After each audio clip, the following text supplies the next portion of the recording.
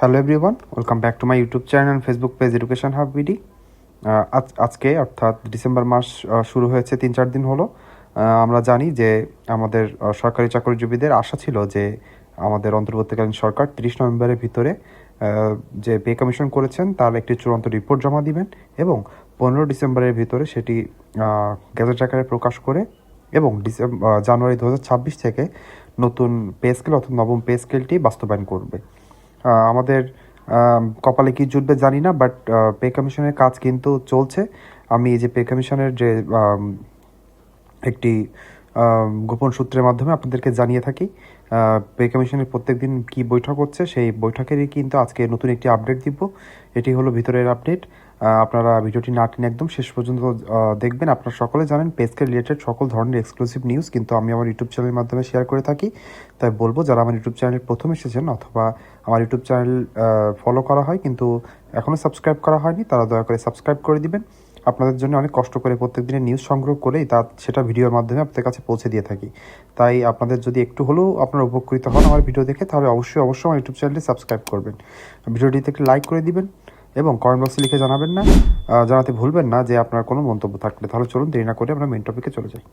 আমরা মেন টপিকে চলে এসেছি। আজকের টপিক হলো নবম পে স্কেল পর্দার আড়ালের উচ্চ পর্যায়ে তৎপরতা। আপনাদেরকে আমি জানিয়ে থাকি যে পে কমিশনের প্রত্যেক দিনে কী কী কার্যক্রম হচ্ছে, কী নিয়ে সেখানে কথা হচ্ছে এবং কত দূর অগ্রগতি রয়েছে পে কমিশনে, সেটা কিন্তু আমাদেরকে জানিয়ে থাকি। সেগুলো যদি পেতে চান এবং পে স্কেলের কতটুকু সর্বনিম্ন বেতন কতটুকু হবে, গ্রেড সর্বোপরি কতটুকু করা হবে, গ্রেড কমিয়ে কতটুকু আনা হবে এবং বাকি যে সুযোগ সুবিধা রয়েছে, ভাতাগুলো রয়েছে, সেগুলো কেমন আকারে বৃদ্ধি পাবে, সেগুলো যদি সবার আগে জানতে চান এবং অথেন্টিক নিউজ অর্থাৎ সত্য নিউজটি জানতে চান, কোনো জল মেশানো নিউজ আপনাদের কাছে পরিবেশন করা হবে না। যেটা সত্যি হবে সেটি আপনাদের কাছে পরিবেশন করা হবে। তাই যারা সত্যি নিউজটি পে স্কেল সম্পর্কে জানতে চান আমার ইউটিউব চ্যানেলটি অবশ্যই সাবস্ক্রাইব করবেন। তাহলে চলুন আমরা দেরি না করে মেন টপিকটা, আজকের যে মেন আপডেটগুলো রয়েছে সেগুলো জেনে নিই। পর্দার আড়ালে কী চলছে? সরকারের সর্বোচ্চ পর্যায়ে নবম পে স্কেল বাস্তবায়ন নিয়ে নীরব কিন্তু দ্রুত তৎপরতা চলছে। যদিও আনুষ্ঠানিক ঘোষণা এখনো হয়নি, তবে অভ্যন্তরীণ সূত্র বলছে গোপন রাজনৈতিক আলোচনা এবং উচ্চপদস্থ প্রশাসনিক বৈঠক দুটোই সমান্তরালে চলছে। নীতি নির্ধারকরা 4 ডিসেম্বরের মধ্যেই কাঠামো চূড়ান্ত। তার মানে বুঝতে পারলেন, আপনাদেরকে জানিয়ে দিলাম যে পে কমিশন কিন্তু বসে নেই, তারা কিন্তু কার্যক্রম চালাচ্ছে। আপনারা সকলে জানেন যে পে কমিশন কিন্তু একটি স্বাধীন সংগঠন, এখানে কিন্তু সরকারের কোনো হস্তক্ষেপ নেই। এমনটি আমরা জানলেও আসল কথা হচ্ছে এখানে কিন্তু সকল রাজনৈতিক দলকে নিয়ে বসা লাগবে, যেহেতু ফেব্রুয়ারিতে একটি জাতীয় সংসদ নির্বাচন অনুষ্ঠিত হবে। অন্তর্বর্তীকালীন সরকার পে স্কেল দিয়ে যেতে পারবে, কিন্তু অর্থনৈতিক চাপ পড়বে কিন্তু পরবর্তী যে রাজনৈতিক সরকার আসবে তার উপর। সেজন্য সকল রাজনৈতিক দলের সাথেও কিন্তু একটি গ্রিন সিগন্যালের ব্যাপার রয়েছে। সকল রাজনৈতিক দল যখন একমত হবে যে হ্যাঁ পে স্কেলটি দেওয়া যাবে এবং সেটি কী পরিমাণে দেওয়া যাবে সেটি সকল রাজনৈতিক দলের সাথে বসে করতে হবে। বাংলাদেশের যে অর্থনৈতিক স্থবিরতা রয়েছে এখন, সেটিও মাথায় রাখতে হবে এবং আগামী যে 5 থেকে 6 বছর নতুন কোনো পে স্কেল না আসলেও যেন সরকারি চাকরিজীবীদের বেতনটি পূর্ণ না হয়ে যায়, তারা যেন অর্থকষ্ট না থাকে, সেটিও কিন্তু মাথায় রেখে সকল কার্যক্রম চলছে এবং সেটি ডিসেম্বরের ভিতরেই কার্যক্রম শেষ করার জন্যই সকল কার্যক্রম এগিয়ে নিচ্ছে আমাদের জাতীয় পে কমিশন 2025 যেটা গঠন করা হয়েছে। খসড়া কাঠামো অভ্যন্তরীণ প্রশাসনিক প্রস্তুতি। খসড়া প্রস্তুতির অগ্রগতি। নতুন পে স্কেলের খসড়া সম্পূর্ণরূপে শুধু বেতন বৃদ্ধির দিকে সীমাবদ্ধ নয়, বরং তৈরি হচ্ছে একটি সমন্বয় কাঠামো যেখানে বেতন ভাতা, পদোন্নতি ও সবকিছু একসাথে মূল্যায়ন হচ্ছে। আপনাদেরকে বলেছিলাম যে নতুন একটি পে স্কেল কিন্তু সহজ কাজ নয়, এখানে অনেক কিছু আপনাকে মাথায় রাখতে হবে। শুধু আপনার যে বেসিক রয়েছে, যে ভাতাগুলো রয়েছে সেগুলো না, পেনশনভোগী রয়েছে তাদের কথা চিন্তা করতে হবে। নতুন যে পদোন্নতি অর্থাৎ আপনি চাকরি করলে টাইম স্কেল এবং বিভিন্ন যে পদোন্নতি সিলেকশন গ্রেডের মাধ্যমে যে পদোন্নতির বিষয়গুলো থাকে সেগুলো কেমন আকারে হতে পারে। সামনে যে দেশের যে মূল্যস্ফীতির অবস্থা, সেখানে আমরা 5% হারে প্রত্যেক বছর ইনক্রিমেন্ট পাই, এটা কত পার্সেন্ট হারে বাড়ানো যায়, কমানো যায়, সেগুলো ভাবতে হবে। তাছাড়া সার্বিক পরিস্থিতি বিবেচনা করতে হয় এই পে কমিশনের সকল সদস্যদেরকে। তাই এটা কিন্তু একটু সময় সাপেক্ষ কাজ, কিন্তু আমরা আশা করছি ডিসেম্বরের 15 তারিখের ভিতরেই আমাদের পে কমিশন একটি চূড়ান্ত রিপোর্ট জমা দেবে। সেখানে আমরা জানতে পারবো যে আমাদের বেতন এবং ভাতা সহ নতুন নবম পে স্কেলটি কেমন আকারে হতে যাচ্ছে। কোন কোন সুবিধা নিয়ে সমন্বয়ে আলোচনা চলছে। টাইম স্কেল ও সিলেকশন গ্রেড পুনর্বিন্যাসের প্রস্তাব। বিভিন্ন ভাতা যেমন বাড়ি ভাড়া, চিকিৎসা ভাতা, ঝুঁকি ভাতা, দাপ্তরিক ভাতা, এই সকল ভাতা ছাড়াও আরও কিছু ভাতা আছে আপনারা সকলে জানেন, সেটি হলো যাতায়াত ভাতা সহ শিক্ষা সহায়ক ভাতা এবং টিফিন ভাতা, এগুলো কিন্তু অ্যাড হতে চলেছে। তাছাড়াও অনেক অন্য কয়েকটি ভাতার কথা বলা রয়েছে, সেগুলো এখনও ফাইনালাইজ হয়নি, সেটা নিয়ে যখনই আলোচনা হবে ভিডিওর মাধ্যমে কিন্তু আমি আপনাদেরকে জানিয়ে দিব। তারপর হচ্ছে প্রশাসনিক কাঠামোতে নতুন পদোন্নতির নীতি, চাকরির স্থায়িত্ব রক্ষায় নতুন ধারণা, স্বাস্থ্যসেবার সুবিধা বৃদ্ধি, পেনশন প্রথায় সম্ভাব্য সমন্বয় ও নবায়ন। যারা পেনশনার রয়েছেন তাদের জন্য সুখবর রয়েছে, তাদের কিন্তু সুযোগ সুবিধা আগের থেকে বাড়বে এবং যে সকল চাকরিজীবীরা চাকরির শেষ পর্যায়ে রয়েছেন তারাও কিন্তু পেনশনের সুযোগ সুবিধা বেশি পাবেন, এটি আমরা আশা করছি।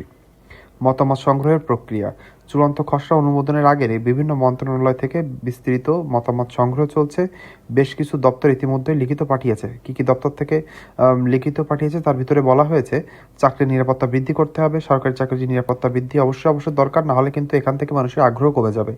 আমরা ইতিমধ্যে জানি যে সরকারি চাকরিজীবীরা যেহেতু অর্থকষ্টে থাকেন এবং তাদের যেহেতু বেতন অনেক কম, সেখানে কিন্তু দেখা যায় মেধাবীরা দেশের বাইরে চলে যাওয়ার প্রবণতা বাড়ে এবং দেশের ভিতরে যদি কেউ থাকে তারা চেষ্টা করে বেসরকারি চাকরি করতে, কারণ ওখানে অর্থের পরিমাণ বেশি পাওয়া যায়। আপনি যদি দেশের মেধাবীগুলোকে ধরে রাখতে না পারেন এবং সরকারি চাকরিকে যদি আকর্ষণীয় না করেন, তাহলে কিন্তু কোনোভাবেই একটি দেশ উন্নতি করতে পারবে না। তাই সরকারি চাকরিজীবীকে আরও আকর্ষণীয় করতে হবে। এখানে যেন মেধাবীরা এখানেই পড়াশোনা শেষ করে, অনার্স মাস্টার শেষ করে সকলের জন্য এখানে আসার আশা পোষণ করে। তাদের মনে শুধু বিসিএস না থেকে সকল সরকারি চাকরিকে তারা যেন সমান আকারে ভালোবেসে এখানে আসার ইচ্ছা পোষণ করে এবং কোনো ঘুষ দুর্নীতি, কোনো অসৎ উপায় তারা যেন অবলম্বন না করে, এটি আমাদের মাথায় রাখতে হবে। সেভাবে কিন্তু আমাদের নতুন একটি পে স্কেল সাজাতে হবে।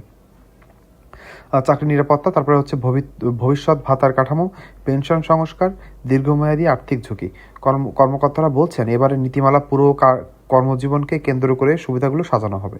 তার মানে বুঝতে পারছেন এবার বিগত যে 8টি পে স্কেল রয়েছে তার থেকে কিন্তু নবম পে স্কেলটি সম্পূর্ণ আলাদা হবে এবং বাস্তব উপযোগী হবে। এই নিয়েই কিন্তু পে কমিশন কাজ করছে। প্রজ্ঞাপন জারির সম্ভাবনা, কর্মকর্তাদের অভ্যন্তরীণ প্রত্যাশা ডিসেম্বরের শেষ সপ্তাহে গ্যাজেট প্রকাশ সম্ভব যদি বাজেট অনুমোদন ও রাজনৈতিক সবুজ সংকেত পাওয়া যায়। এতে কর্মচারীরা 2026 সালের শুরু থেকে নতুন কাঠামো সুবিধা পেতে পারেন। আপনাদেরকে আমি আগের ভিডিওতে করে জানিয়েছিলাম যে সরকার উন্নয়ন বাজেট থেকে 30,000 কোটি টাকা কমিয়ে অনুন্নয়ন বাজেটে 28,000 কোটি টাকা যোগ করেছে।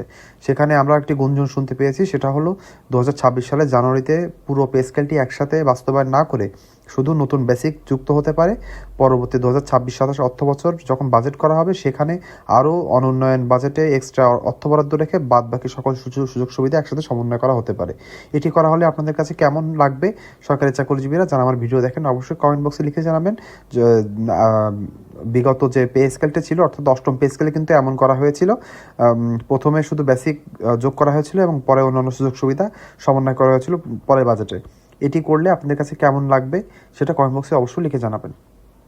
আমরা তো জেনে নিলাম যে পে স্কেল এখন বাস্তবায়ন, অর্থাৎ পে স্কেল যে বাস্তবায়ন হবে তার 3টে বড় চ্যালেঞ্জ কী আমরা জেনে নিব। সেটা হলো অর্থনৈতিক চাপ। প্রথম চ্যালেঞ্জটি, সরকারের বর্তমান অর্থনৈতিক অবস্থান একটু ভঙ্গুর পর্যায়ে রয়েছে। আপনারা জানেন দেশে যদি কোনো রাজনৈতিক সরকার না থাকে তাহলে কিন্তু বিদেশ থেকে বিনিয়োগ খুবই কম হয়ে যায়। আর বাংলাদেশে যদি বিনিয়োগ কম হয় এবং যেহেতু আমরা বা বিদেশি যে বিনিয়োগ এবং বিদেশ থেকে যে অর্থ আসে সেগুলো আমাদের দেশের অর্থনীতির চাকাকে বেশি সচল রাখে, এটি স্থবির হয়ে পড়লে আমাদের অর্থনীতিও কিন্তু স্থবির হয়ে পড়ে। সেটির অবস্থা রয়েছে এখন। কিন্তু আমরা আশা করছি সামনে যেহেতু নির্বাচনের একটি তারিখ ঘোষণা হয়ে গিয়েছে এবং খুব শীঘ্রই জাতীয় সংসদ নির্বাচন সংগঠিত হবে, সেখানে এই সকল অর্থনৈতিক চাপ কেটে যাবে। মুদ্রাস্ফীতি ও বাজেট ঘাটতি, ভাতাসমূহ বৃদ্ধিতে অতিরিক্ত ব্যয়, সব মিলিয়ে বড় চাপ। এটা হচ্ছে একটা চ্যালেঞ্জ। আরেকটি হলো রাজনৈতিক চ্যালেঞ্জ। উচ্চ পর্যায়ের রাজনৈতিক মহলে এখনও মতপার্থক্য রয়েছে। নির্বাচনী বছরে কাছে আসা সিদ্ধান্ত গ্রহণ আরও জটিল। বিভিন্ন কর্মচারী সংগঠনের দাবি দেওয়ার চাপ। সত্যি কথা বলতে রাজনৈতিক যে দলগুলো রয়েছে তারা কিন্তু নির্বাচন কাছাকাছি চলে আসায় নতুন পে স্কেলে মত দেয়, তাদের ভিতরে কিন্তু মতপার্থক্য রয়েছে। তারা মনে করে যে পে স্কেল যেহেতু একটি বড় কাজ, এটি যদি যে কোনো একটি রাজনৈতিক সরকার দিতে পারলে তারই কিন্তু সেই কিন্তু এটা দেখাতে পারবে যে সেই এই কাজটি করেছে। এজন্য কেউ কিন্তু এই সুযোগটি ছাড়বে না। এজন্য আপনাদের রাজনৈতিক পর্যায়েও কিন্তু একটু চাপ রয়েছে। সর্বোপরি হচ্ছে বিলম্বের ঝুঁকি, অর্থনৈতিক অনিশ্চয়তা রয়েছে, প্রশাসনিক দীর্ঘসূত্রিতা, রাজনৈতিক বাধা একেবারে এসবের কারণে ঘোষণা দেরি হতে পারে। তার মানে যে ঝুঁকি রয়েছে নতুন পে স্কেল না আসা, সেটি আপনাদেরকে জানিয়ে দিলাম। একদম শেষ অংশে এসে জেনে নেব সরকারের লক্ষ্য। কেন এত গুরুত্বপূর্ণ দেওয়া হচ্ছে নবম পে স্কেলকে? সরকারি কর্মচারীদের মনোবল পুনরুদ্ধার করতে হবে এই নতুন পে স্কেলের মাধ্যমে। দক্ষ জনবল ধরে রাখা, পদোন্নতি সংক্রান্ত বৈষম্য কমানো, প্রশাসনকে আরও দক্ষ, স্বচ্ছ, আধুনিক করা, কর্মচারীদের সামাজিক আর্থিক নিরাপত্তা নিশ্চিত করা। পর্যবেক্ষকদের বিশ্লেষণ, নবম পে স্কেল ঘোষণার আগে থেকেই কর্মচারীদের মধ্যে আলোচনা ও বিতর্ক তুঙ্গে। এই কাঠামোতে বাস্তবায়িত হলে বেতন বাড়বে, সুযোগ সুবিধা বাড়বে, সামাজিক মর্যাদাও বাড়বে। প্রশাসনিক বিশ্লেষকদের মতে পে স্কেল বাস্তবায়ন সরকারের রাজনৈতিকভাবে লাভবানও করতে পারে। বুঝতে পারলেন রাজনৈতিকভাবে লাভবান কিভাবে হবে? কারণ যখন দেশের এত আমরা জানি যে প্রায় 20-22 লক্ষের কাছাকাছি সরকারি চাকরিজীবী রয়েছে, তার পরিবার দিয়ে কয়েক কোটি মানুষ সরকারি চাকরিজীবীর উপর প্রত্যক্ষ এবং পরোক্ষভাবে তারা ডিপেন্ড করে। এখন আপনি যদি সরকারি চাকরিজীবীদের এই বড় একটি মানুষদেরকে একটু অর্থকষ্ট থেকে দূরে রাখতে পারেন, তাহলে কিন্তু তাদের পরিবারও খুশি হবে এবং এটি অন্তর্বর্তীকালীন সরকারকে একটি পুশ দিবে এবং সবার মনে মনে এটি আসবে যে অন্তর্বর্তীকালীন সরকার আমাদের সরকারি চাকরিজীবীদের জন্য একটি কাজ করে গিয়েছেন। এটা কিন্তু রাজনৈতিকভাবে অনেক হেল্প করবে তাদেরকে। শেষ কথা হলো, চূড়ান্ত বাস্তবায়ন নির্ভর করছে কোন কোন বিষয়ের উপর? সেটা হলো সরকারের সর্বশেষ রাজনৈতিক অনুমোদন, অর্থ মন্ত্রণালয়ের বাজেট ছাড়, ডিসেম্বর মাসের মন্ত্রিসভা বৈঠকের সিদ্ধান্ত। আমাদেরকে জানিয়ে দিলাম পে স্কেল নিয়ে সর্বশেষ আপডেট। পরবর্তী যে কোনো পে স্কেল পে কমিশনে যখনই কোনো আপডেট হবে এবং সেখানে যে কোনো কিছু নিয়ে আলোচনা হলেই সেটি যদি জানতে চান আমার ইউটিউব চ্যানেলটি সাবস্ক্রাইব করবেন, কারণ আমি ভিডিওর মাধ্যমে সেই নিউজগুলো আপনাদের কাছে পৌঁছে দিয়ে থাকবো। ভিডিওটি শেষ পর্যন্ত দেখার জন্য সকলকে ধন্যবাদ। সবাই ভালো থাকবেন।